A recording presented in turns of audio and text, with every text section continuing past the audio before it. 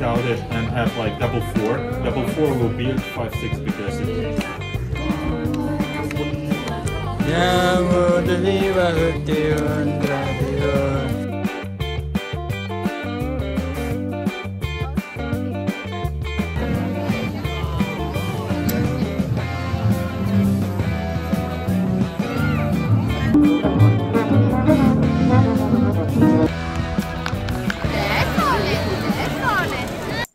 Hello guys!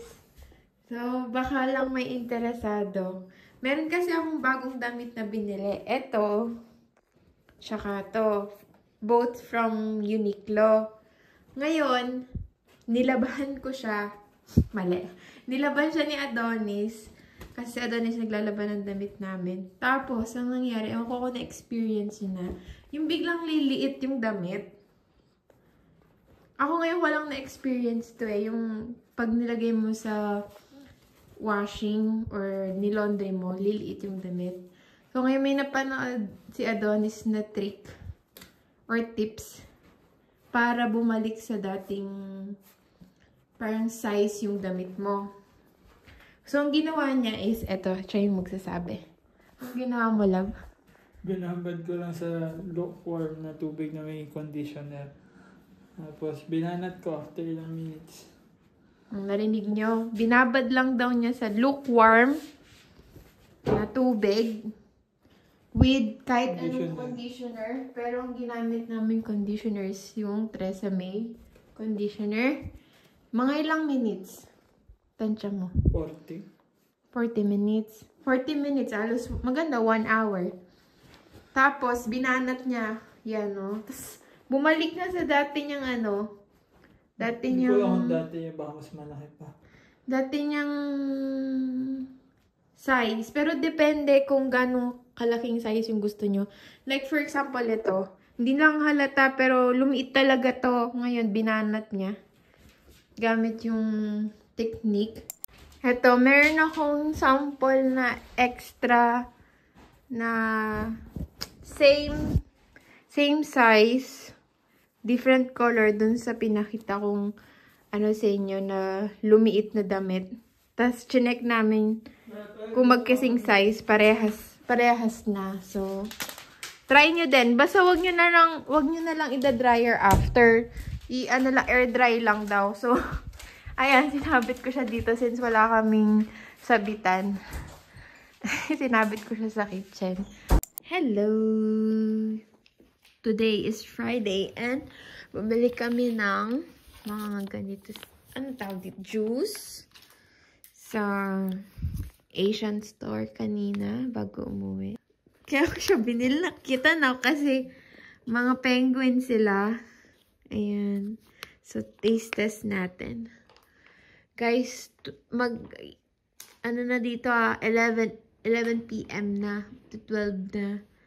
Pero, bago matulog, try namin inumin to. Ayun yan si Adonis Love. Hi ka nga. Oh. Hi. Ayan. Nilagyan niya ko ng ice yung baso. Ayan, as you can see.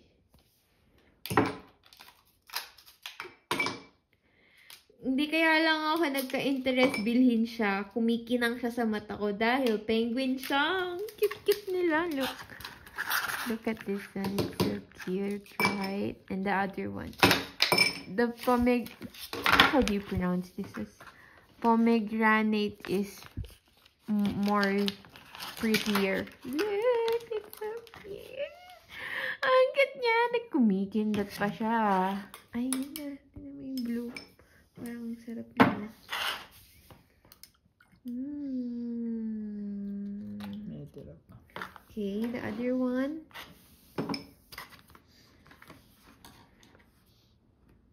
Pwede na ba ako mag-unboxing video? Yung isa. Try natin. Okay. Try niya.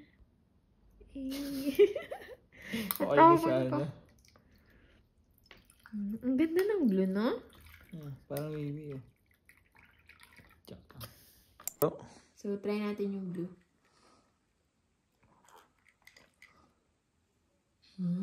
Harap.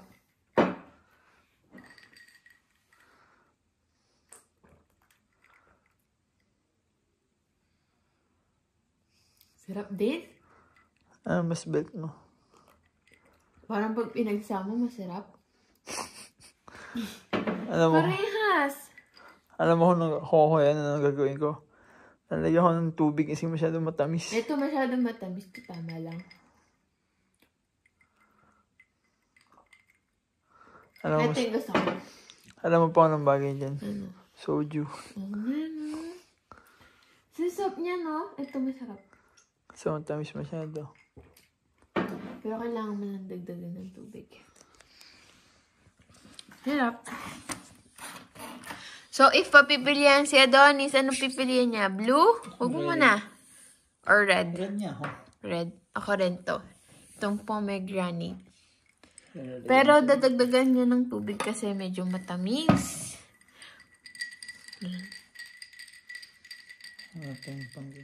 Ang ganda ng kulay ng blue, oh. Parang nakaka-ano. Kaka-refresh. Yeah. Tapos na kami. Gumawa rin ako ng DIY card. And para kay Henriette is ito.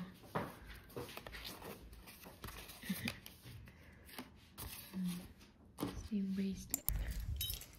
Hi guys. So, today is Saturday.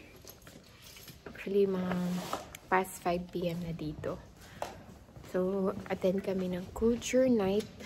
Pero bago yun, tatapon muna kami ng basura. So, alam ko na-share ko na to sa vlog, pero dito kami nagtatapon ng basura. I mean, mga, ano lang, parang household trash. Pero, separate pa yung recycle dun. Sakay tayo ng nakakatakot na elevator. Ano na si Opa? Oh, Opa! Ano na sa'yo? Ano na sa'yo? Nasa labas na kami. Malamig pa rin dito. Anong temperature ngayon lang? 9 yung temperature dito. Ano na, magkagabi na, magsi 6 PM. 6 PM na ata. Hindi ko alam anong oras na. May mga ganon. Yung mga outfit namin. Outfit. Ako siya. Update namin kay mamaya. Bye! Ay. Ang artista ko boyfriend. Ang gaba ni Adonis ninyo. Tingin ka nga. Gusto niyo bang sumakay dito? Alam ko may vlog na kami na trinay namin sumakay sa scooter.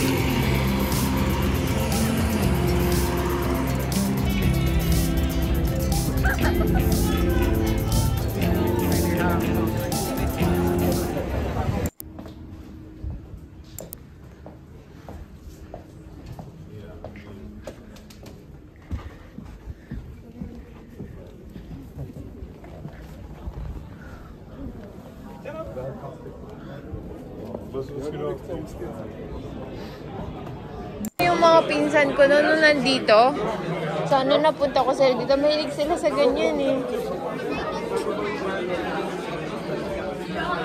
Crowded and have like double four. Double four will be at 5-6 because it's double card. Yeah.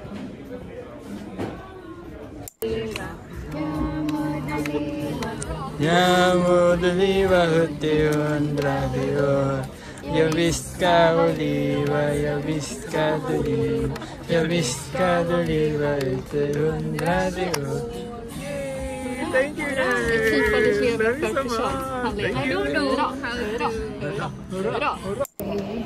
We're here. We're going to watch a concert tonight. Ganda. Hello.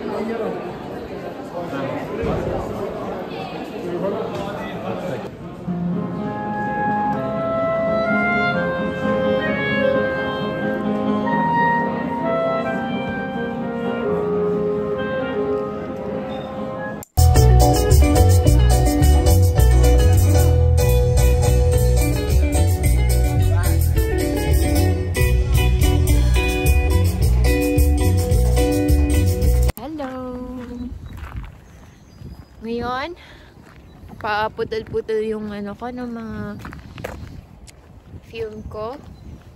Anyway, papunta kami sa restaurant ng Vietnamese restaurant. Birthday celebration ng isang friend naman namin, si Prashant. Alam ko maraming beses na napakita ko na siya sa vlog. So, celebrate natin yung birthday niya with Adonis and some of our friends. Sakit nga ng ulo ko today kasi Sunday ngayon, pero nagpunta ako ng preschool kasi nag-general cleaning kami. Kasi diba, lilipat kami ng bagong preschool location. So, naglinis kami, naghakot, nag-organize. Sumakit yung ulo ko. So, yun. Ito pala likod ng bahay namin. Ito, pakita mo. Yan. Yung park na yan, yung malaking park na yan. Likod ng bahay namin yan. Pagka-summer dito, pagka-summer dyan, magpipiknik kami mismo dyan, oh, sa mga lugar na yan. Nakakatawa. Magpipilm ako next time pagka kami dito, tawag doon? Nag-picnic kami. Yun lang. Di lang halata, pero magsa 7 PM na. Yun yung maganda pagka nag-spring and summer dito. Sobrang haba ng spring and summer ng araw. Yun lang. Late in the night, like 10 or 11. Yeah. They do homework. And then do shitload of homework. Vegan spirals? That's fun. No, that's not fun though. They punish, why? Yeah, Because it's my birthday. in Sweden there is two ways. And then I gotta treat them after that. That's weird. Yeah, It's weird because we that's weird, right? Yeah. No, you're just doing this like, yes, eat this candy. Go for it. No, All of you eat this in candy. Sweden it's all about like surprise and to treat the birthday kid. Yes, yes. Yeah, we are It's not like- that. It's either two things. Either you decide that I want to host a party on my birthday, then you usually host a party and everyone brings gifts. Yeah. Or if you don't plan anything or like don't really, then it's always your friends that Yeah. does it Right, for you, yeah, and yeah, then yeah. they take the day out. Yeah. They They take do you out that. and they pay for you. Yeah, yeah. Yeah. It's, They do that. Like So on- everyone just split their bill. Yeah, No, no, yeah, no, no, yeah, no, it no, makes no, no. sense. Yeah, So on my birthday, people because they knew that I am me, so they planned everything as chic as possible, and we did the entire birthday, and then I had to pay for the entire chic thing with 5 people in it, and I was like, holy fuck, that's a huge bill, and I Yeah. was in college. So I gotta earn that myself. I was And like, that fuck. sucks because Yeah, your that friends sucks. might not know how much money you have. It's a super weird Yeah, concept yeah, that yeah, is yeah, not yeah, good. yeah. It's better either you host it so you know exactly. No, but they are not Yeah. considerate like that. Yeah, and it makes no sense because it's your birthday, so it's you that should be celebrated, right? And it was almost like fall asleep and stuff. And through my Done. sleep, I heard something. And I opened my eyes and the TV was working and doing this the white noise. And I was like, what the fuck? Because it was obviously turned off. And I was a bit creeped. But yeah, we're in Sweden. I don't know. But would I be able to see northern lights? I don't think so. Maybe? It's always a maybe. Doon tingnan mo yung dagat. It's easier, Ay, yung river. it's easier to see it in Wee. around.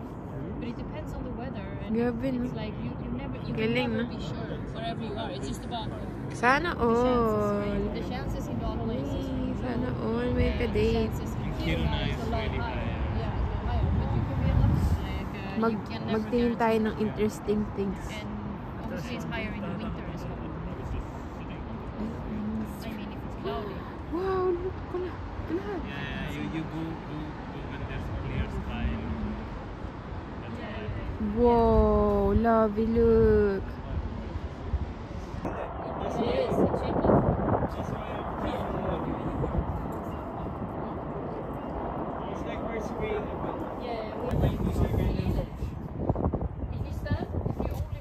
Here is more like obvious. Just you and you like this one.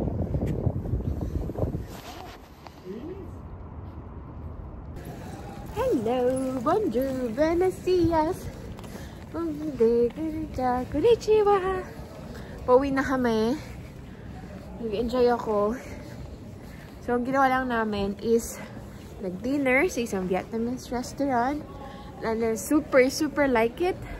And I really recommend it. It's really near at our place. So, I might gonna try it again. But different dishes. You like it as well? Yes. Tapos, nag-walk lang kami. Stroll lang. Nag-visit kami sa... I don't know the place. Soderman. Basta. Soderman. Dito lang din sa area. And super enjoy ako. Nagka-time akong kausapin yung mga friends namin. Oo nga pa, nag-visit din kami sa graveyard. Graveyard ba tawag sa mga cemetery dito? Cemetery. Graveyard. Graveyard dito. And daming kwento ng isang friend namin about sa mga graveyard dito. And then, what else?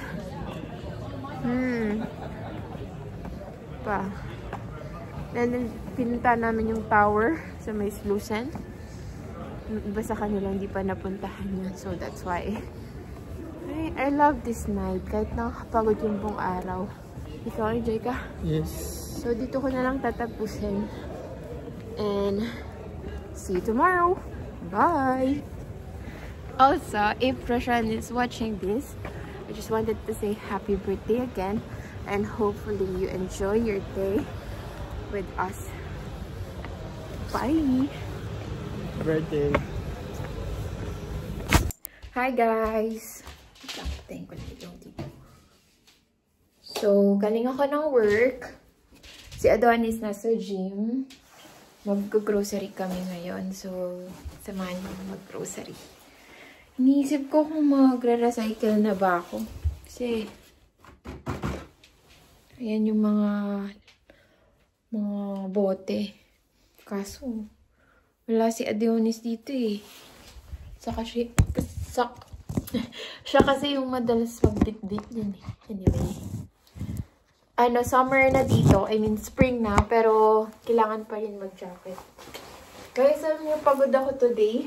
Kasi, di ko alam kung na-mention ko dito sa vlog. Tawag doon, nag-relocate kasi kami ng bagong school. So, medyo naninibago ako sa bagong school setup. Di pa ganun kaayos yung routine ng mga kids. Kahit kami, naninibago kami sa lugar. So, sobrang nakakapagod, chaotic yung buong araw. But, ganun talaga pag nag-uumpisa, pag may changes. Syempre, di naman agad-agad, diba? Makukuha mo yung mga bagay-bagay. Ang importante, nakapag-survive. So, yan yung itsura ng exhausted sa work. Wait lang. Nga pala, naglista ako ng mga kailangan bilhin sa grocery para stock namin dito sa bahay. And also, hindi ko alam kung nasabi ko ba sa inyo na baka next month or early June, lilipat din kami ng apartment. So, ang daming mga changes na nangyayari talaga so far sa life namin dito. Hindi dahil napaalis kami dito sa apartment, kundi i-end na namin yung contract namin dati. But dapat, ang contract namin dito is 2 years. Kaso, meron kaming plan mag-travel. And, this year. So, para magawa yun, kailangan mag-less ng gastos, magtipid. So, sa gastos namin, ang pinakamalaki is itong apartment, 16,000 crowns. I-check nyo na lang kung magkano sa peso. Kaya, kailangan namin urgently na makalipat para mas makatipid ng rent. Kita ko na si Adonis. Nakaupo siya. Gulatin natin. Yun siya, oh. Yun. Okay.